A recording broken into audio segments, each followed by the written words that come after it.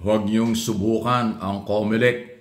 Iba ang liderato ngayon ng COMELEC under Chairman George Erwin Garcia.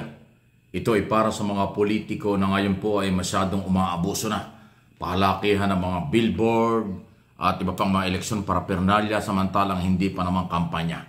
Pakinggan po ninyo itong sinasabi ni Chairman Garcia tungkol dito para kayo mismo ang makapagpasya kung ano itong pinanghuhugutan dito ng punong taga-pangasiwa or chairman nga, okay, ng COMELEC.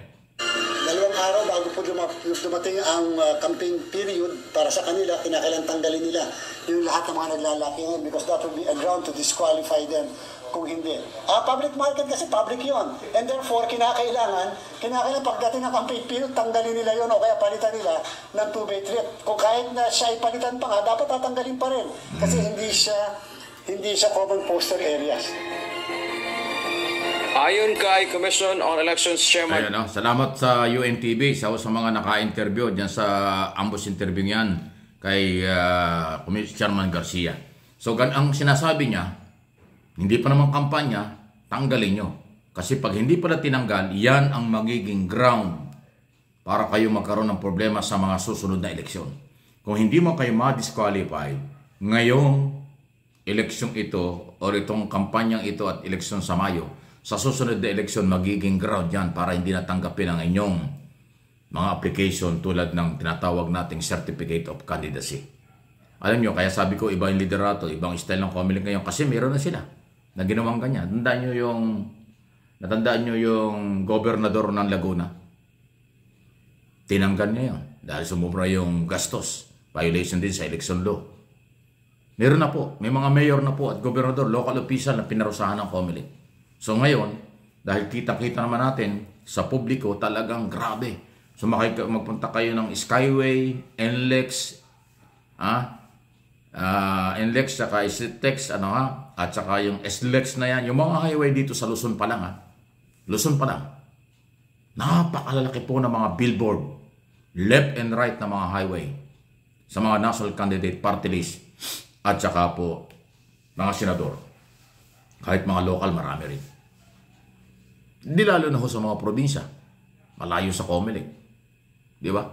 Although may mga branch office ng COMELEC, pero binabaliwala nila. All over the Philippines, napakarami po ng mga election, billboard, or propaganda, streamer, billboard, kung ano-ano. Samantalang hindi pa naman kampanya. Ang sinasabi ngayon ni Chairman Garcia, tanggalin nyo ito bago mag-official campaign. Kung hindi, yan ay magiging ebidensya namin. Pero pag tinanggal nyo yan, sa kanya ibalik pag official na ho ang kampanya. Kung hindi, another violation yan. So, hindi naniniwala ang COMELEC na yan ay supporters ang naglagay.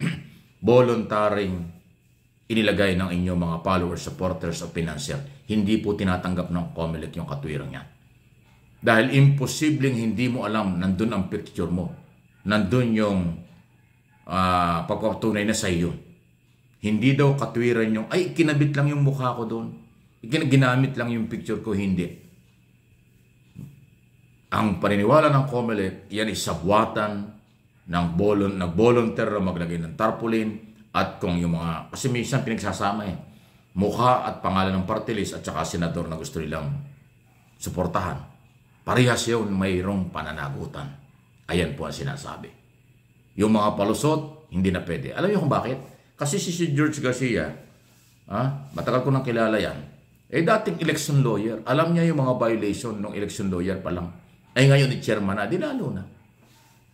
Kung ano yung mga batas. Ayun po yan. So hindi ito pananakot. May sinampulan na silang mga local official. Kahit nakaupo, tinanggal dahil may violation. Ngayon gagawin dito nila. Gusto ba niyong mangyari yun sa inyo? Manalo kayong senador, naghirap kayo at umikot sa buong bansa. Nakakuha kayo ng 17, 15 million vote. Tapos mali-disqualified dahil sa ganyan. O, mga ganon. Governor, mayor, congressman, konsehal, vice mayor, city and municipal mayor, sangguniang panlalawigan, lahat ng local. Kasi midterm election ito, 12 senador ang hihahalal, plus party list congressman, district congressman, governor, vice governor, sangguniang panlalawigan, city, municipal, councilor, at mayor. Ganun pong kadami. Ay kung maglalagay yun ng mga isang poster, streamer, na labag sa COMELEC, abay napakarami yan. Libo-libo yan. So tulungan natin. Tulungan nyo ang COMELEC. Paano ma-monitor ito at paano magbigay ng ebidensya. Sabi nila, magbigay ng picture o video, kukunin lang yun. Halimbawa sa footbridge, may malalaking picture dyan ng politiko. Kuhanin nyo, ebidensya yun.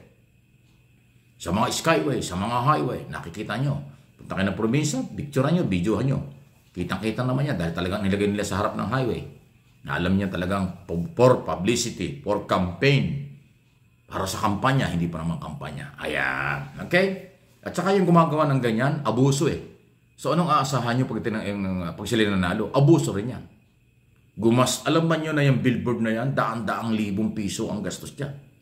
Pinakamahinang billboard niya, 200,000 sa loob ng isang buwan. Eh kung ilang buwan nakalagay yung mga billboard na yan, daming pera niya. Eh ilang billboard ang kanila nakakabit sa buong Pilipinas. Kaya bilyon, daang milyon billboard parang. Ganyan pong kalaki ang gastusan dyan. O, saan niya kukunin yun? Kung meron silang financer na negosyante, siyempre magbabawi yun. Parte ng korupsyon yan. Excuse me po. Congressman, mayor, governor at lahat na gumagamit ng ganyang klaseng propaganda, lahat yan may gastos. O saan nila kukunin pag nanalo? Hindi kayang bayaran yun kung sweldo lang. Ang liliit na sweldo ng mga yan. Ang senador, kung di akong kakamali, 300,000 lang isang buwan. O, kung milyon ang ginastos mo sa billboard pa lang. Corrupt yan. Dalit sabi. Mga abuso yan. Gagawa ng pera yan pag napwesto. Yung governor, mayor, congressman, district congressman, at party list, at senador. Pagka napakalaki ng gastos sa eleksyon. Maniwala kayo sa akin. So ngayon pa lang nangungurap na sila. Pag napwesto, magbabawi na. Pag hindi napwesto, ayun. Yung mga kaibigan nilang pinanser nila, i-recommenda sa kaibigang politikong nanalo para makabawi ng gastusan. Kaya magastos ang eleksyon, corrupt ang eleksyon, corrupt pag napwesto ang mga politiko. Hindi ko nila lahat pero marami yan. Yan ang sistema. Yan ang totoo. Kaya hindi ako pumapasok sa politika eh. Marami na nag-imbita sa akin, Mike, so tumakbo ka, ganito, ganito. Wala akong pera para gastusin dyan. At hindi naman ako manghingi ng pera sa ibang tao para gastusin dyan. Kasi magiging corrupt ako pang naghingi ako ng pera sa aking mga kaibigan. Isang ko babawiin yun. Di ba? Wala naman akong perang panggastos para sa aking kampanya. O kung sakali akong pumasok. Kaya, yun ang issue. Wala akong pera para sa pangpolitika. Pangalawa, hindi ko gagawin yung manghingi or tumanggap ng donasyon kasi laking problema yan pag nanalo ka. Paano ka makakabayad doon? Bibigyan mo ng project, bibigyan mo ng pabor para makabawi. O di korupsyon. Kaya corrupt ang eleksyon, corrupt ang politiko, corrupt ang gobyerno dahil sa maluluhong gastusan nila before, during, and after election. Nakuha nyo? Ayan na yan. Yan ang ugat ng korupsyon sa bansa. Di ko nila lahat pero marami ang gumagawa niyan. Please like and share ng video ito.